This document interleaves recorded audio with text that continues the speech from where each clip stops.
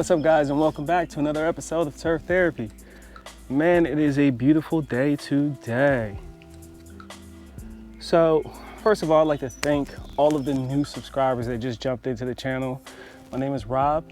I run this lawn and now garden channel. It's a little bit of both. I'm showing that both worlds can coexist, if you will.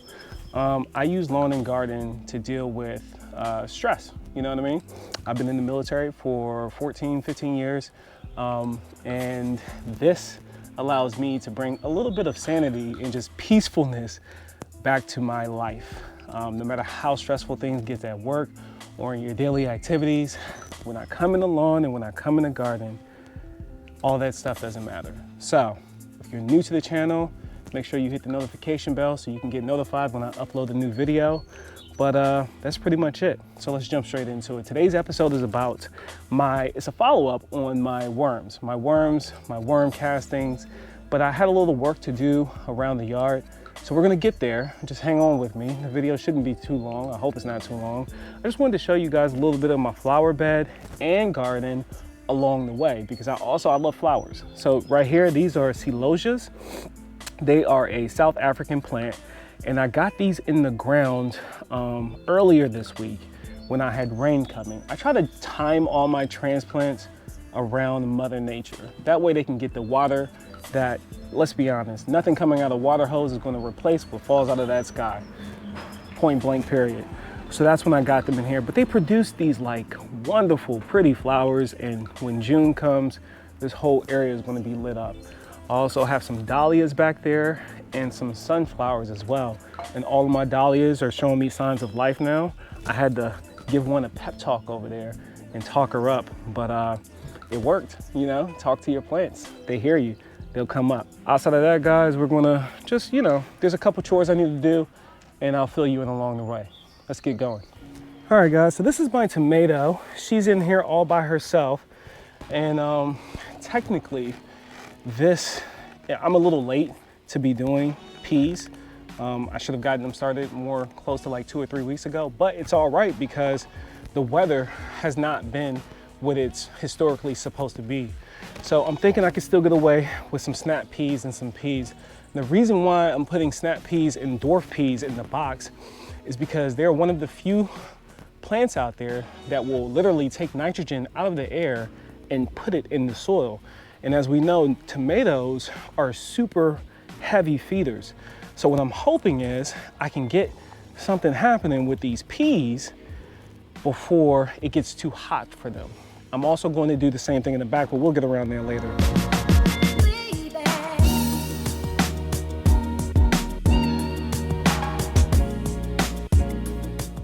It's about time for this tomato to get some support. I see her slouching over. I'm gonna go with the bamboo stick and give her a little support. So guys, we're over here at the little Turf Therapy garden bed. I got some seeds that I'll be dropping later on. I'll tell you about these later on. But these are the dwarf peas, and look at this. Let me see if I can show you. Did you see that? I've soaked them. It's been about 2 days, and I let them soak. And now, if you can see, we got a little root coming out that sprouted. So all I'm gonna do is take them and I'm gonna plant them along this trellis that I put up here, right? In same hopes that we're going to enrich the soil, hopefully pull us a harvest before it gets too hot, and I put more nitrogen back in here. Now you see kale that's in here right now. Technically, this is spaced, so they're not intercropped with this, but these are kind of heavy feeders as well. That's why they will be getting transitioned to the back, because they're not gonna like the hot weather that's coming anyway. So I'll be harvesting these soon and replacing them with more herbs. Same with these leafy lettuce. These will be gone. I'll be replacing them with herbs. And then the tomatoes will be over here in the corner. But in hopes that I can encourage some more better, healthier soil, we're gonna drop these peas in here. And I'm gonna do the same thing I did over there, which is just poke a hole, drop a seed. Poke a hole, drop a seed. And I know you guys can't see this, but just understand that this trellis here, I'm hoping is going to be enough. But if not, I can always come back and add strings, guys. I'm gonna just add some string and help them out if I need to. If anyone already knows, you know, drop that down in the comments below. I'm always interested in hearing how other people are making it work, for sure. This is where I keep my worms. It's in this little closet. It's like a little overflow closet right here in my garage. And the reason why I've chosen to put it in here and not in the actual garage itself is because for some reason, this room stays within 5 to 10 degrees temperature of the house. And you don't want your worms to get any colder than, I believe, about 60 degrees, no hotter than 85 if you want them to be reproducing and thriving and working like they're supposed to. I set this up about 88 days ago. So we're almost right at that 3-month mark to where the bottom tray should be done. Now, if I did this properly, I would have all 4 trays going, but I jacked that up, and I'm gonna tell you how I did that. Just give me a minute so I can get this situated. I learned about vermicomposting from Joyce, my local horticulturist here at the local extension office. And I got pretty fascinated with them because I like the fact that they were such minimal work, but you get such a big rate of return, right? So before we get to the bottom bin, I want to kind of show you what these phases look like. Right now, you can see this is about a month's of worth of breakdown. That's what that's looking like. And they're just in there doing their thing, guys, doing their thing. It's been in there for about a month. Now, if I did this the right way, all of these trays should be about full. You should fill up a tray about once a month, right? That is the intent. And then what happens is if you fill up a tray once a month, and then your first tray gets done 3 months after that, the intent is you've now started this cycle of constant rotation. So each month you should be doing a harvest. So we're gonna see if this bottom tray is ready for harvest. And it doesn't look like it's quite ready, unfortunately. Boo. But yeah, so it's crumbling, but they still got some work to do in there. Like I still got some pieces in here. So we're not gonna harvest this, but you can see they're getting their work in. I'm gonna revisit this probably in about, let's call it a couple weeks, but you can see how it's already crumbling. All this stuff was newspaper, guys, and just food waste. I really like this because it's super easy to manage. It doesn't take a lot of work. Let me bring it up closer. This is about 3 months worth of being broken down. This is what about 45 days look like, and they're doing their job, breaking down that waste. And then this is what a brand new tray looks like when you're just getting started. You want to keep that newspaper covering them because it keeps in that moisture pretty well. And let me show y'all guys this. When I tell you talking to your plant work, I came out here and I spoke to these plants a few days ago, and I was like, listen, I need y'all to come up. I need this to happen because I'm convinced that I can do it. So that's what I did. I came out here and I spoke to them, and look at that. Look at this. Boom. We got signs of life, y'all. So what we drop seeds out here, we drop beets, and they're coming up. This whole thing is filled with red Detroit beets. Now what I've learned is that root vegetables can handle partial shade climates. Not all of them, some of them, usually they can. And then we planted 1 row of beets right here coming up.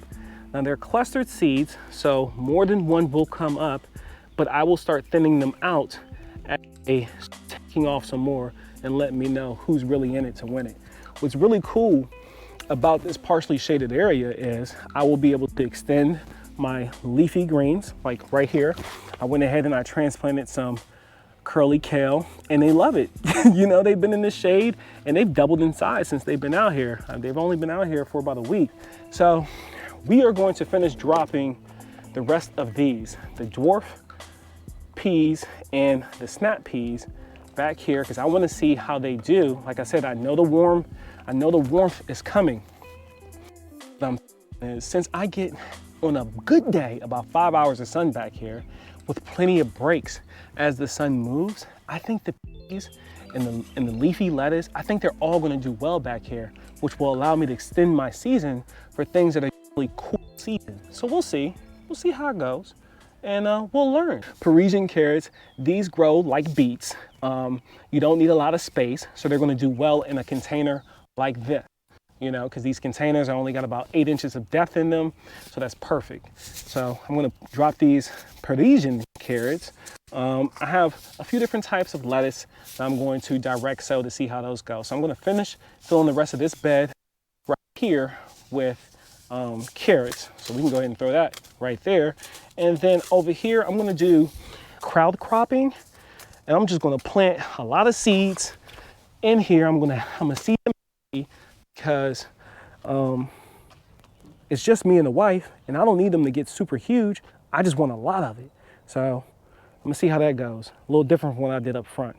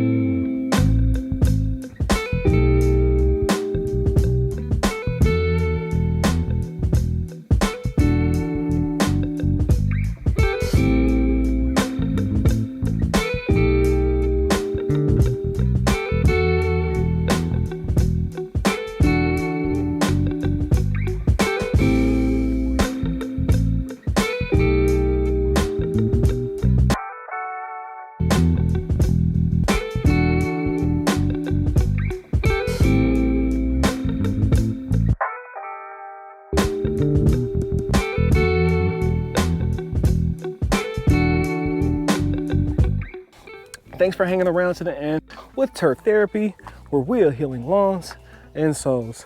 And I'll see you next week for your weekly dose of therapy with